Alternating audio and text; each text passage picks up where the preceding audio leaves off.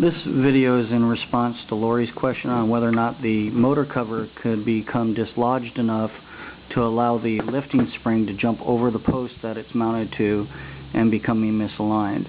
As you can see here, the motor cover is actually in contact with the back plate at this point. It's in contact here and also where the lower end of the goalpost moves up and down. It's also held in place by two screws that are screwed into the metal housing.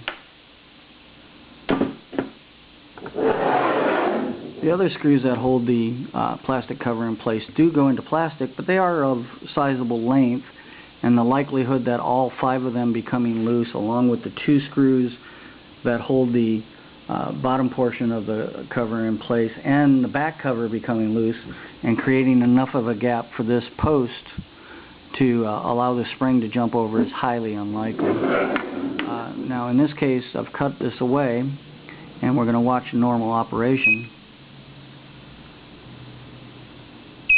Okay, and you can see that puts a little bit of bend to it. Okay, and it does bounce around a little bit, but in this case it's because I actually cut away that portion of the stop. Now you can almost see the little stop, and the gap there is not very wide, and it would keep it from bouncing around. Now we're going to misalign this thing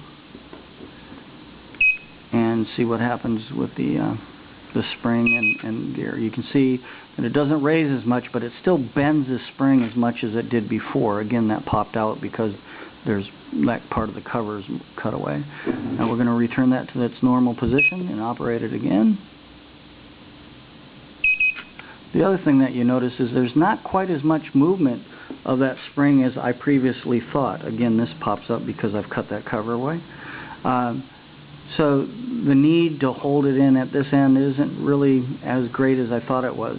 This does not bounce around as much as expected. So again, my conclusion is that along with the spring breaking, that the earlier models of this lock, they used the existing springs and cut them off manually, and at times cut them off too short.